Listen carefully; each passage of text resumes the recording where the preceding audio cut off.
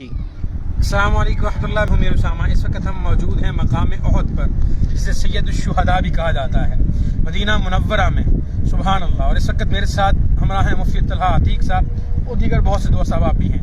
اگر ہمارے پیارے بھائی آپ کو دکھا پائیں تو یہ اس وقت جبل رمات بھی اسے کہتے ہیں.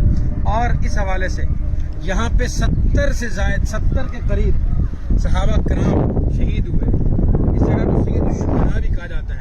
نبی کریم صلی اللہ علیہ وسلم کے دندان مبارک یہاں شہید ہوئے.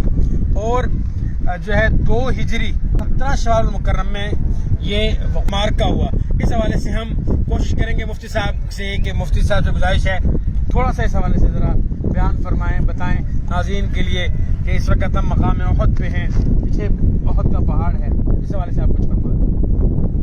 ہاں جی، اس وقت ہم احد نامی جگہ پر ہیں. یہ کفر اسلام کا ایک بہت بڑا مارکہ ہوا. جی تو یہ مارکہ سن 2 ہجری میں نہیں بلکہ سن 3 ہجری میں یہ مارکہ ہوا تھا، جس میں 700 صحابہ کرام رضوان اللہ علیہ مجمعین نے اس میں شرکت فرمائی اور 300 منافقین تھوڑا سا پہلے مسجد مسترہ ہے وہاں سے وہ واپس ہو گئے. اور وہیں جناب نبی اکرم صلی اللہ علیہ وسلم نے آرام بھی فرمایا تھا، اس لیے اس جگہ کو مسجد مسترہ کہا جاتا ہے. یہ آپ دیکھ رہے ہیں کہ جبل رمات ہے.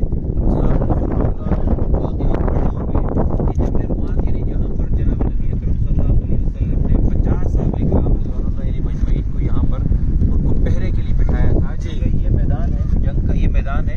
دائیں طرف مسلمانوں کے احد پہاڑ تھا اور بائیں طرف جبل رمات تھا. تو اس لیے یہاں پر ان کو بٹھایا گیا کہ کہیں گھوم کر کفار دوبارہ سے حملہ آور نہ ہو جائیں. تو یہاں پر جب مسلمانوں نے صحابہ کرام نے دیکھا کہ اب مسلمان کفار پسپا ہو گئے ہیں اور مسلمان غالب آ چکے ہیں، تو ان کو ایسا لگا کہ جناب نبی اکرم صلی اللہ علیہ وسلم نے صرف جنگ کی حتیٰ فرمایا تھا. اب چونکہ جنگ ختم ہو گئی تو انہوں نے اپنی طرف سے ایک اجتہاد قائم کیا اور کچھ صحابہ کرام اس میں سے مال غنیمت میں لگ گئے، جس کی وجہ سے کفار میں جو اس وقت مسلمان نہیں ہوئے تھے سیدنا خالد بن ولید رضی اللہ تعالی عنہ، انہوں نے اپنے لشکر کو اس طرف سے لیا. اور اس کے بعد مسلمانوں کو تھوڑا بہت نقصان ہوا، وقتی طور پر پسپائی ہوئی، جس میں جناب نبی اکرم صلی اللہ علیہ وسلم کے دندان مبارک شہید ہوئے. اور یہ جو ہماری بالکل یہ جہاں مسجد ہے اس کے بالکل بیک سائڈ پر ایک پہاڑ ہے. اس پہاڑ پر ایک چھوٹی سی ایک اوٹ نما ایک چھوٹی سی غار ہے جہاں پر جناب نبی اکرم صلی اللہ علیہ وسلم نے دندان مبارک شہید ہونے کے بعد آپ نے وہاں پر تھوڑی دیر وہاں بھی آرام فرمایا. تو یہ ایک بہت تفصیلی واقعہ ہے. اس میں جو سب سے قیمتی بات ہے وہ قیمتی بات یہ ہے کہ احد کے میدان میں جو شہداء ہیں وہ 70 کی تعداد ہیں.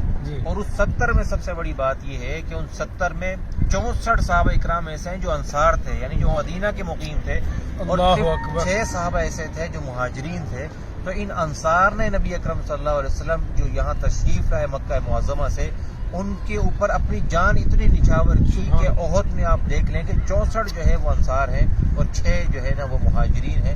تو یہ آپ دیکھیں کہ اہل مدینہ نے کس طرح سے جناب نبی اکرم صلی اللہ علیہ وسلم کی امداد فرمائی اور آپ کے ساتھ ہر اعتبار سے وہ کھڑے ہوئے. تو یہ یہاں پر شہداء ہیں، قبر سید الشہداء سیدنا امیر حمزہ رضی اللہ عنہ کی بھی یہاں پر قبر ہے کہ جن کی شہادت سے جناب نبی اکرم صلی اللہ علیہ وسلم بہت سارے ٹوٹ گئے تھے. اس سے پہلے تو سیدہ خدیجہ کی وفات کے بعد یہ جناب نبی اکرم صلی اللہ علیہ وسلم کے لیے ایک بہت بڑا ایک سانحہ تھا کہ جس سے جناب نبی اکرم صلی اللہ علیہ وسلم بہت زیادہ مغموم ہوئے تھے. تو یہ ایک بہت تفصیلی اس میں واقعہ ہے اور اس کو پڑھنا چاہیے، دیکھنا چاہیے کہ ہم تک دین کس مشکلات سے کس انداز سے ہم تک پہنچا ہے، کس طرح سے جناب نبی اکرم صلی اللہ علیہ وسلم نے ہمارے لیے قربانیاں دی ہیں، کس طرح سے صحابہ کرام نے ہمارے لیے قربانیاں دی ہیں.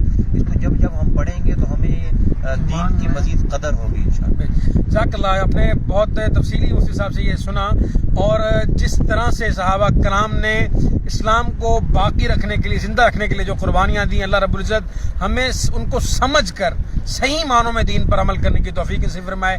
بہت شکریہ. دعاؤں میں یاد رکھیں. السلام علیکم ورحمۃ اللہ.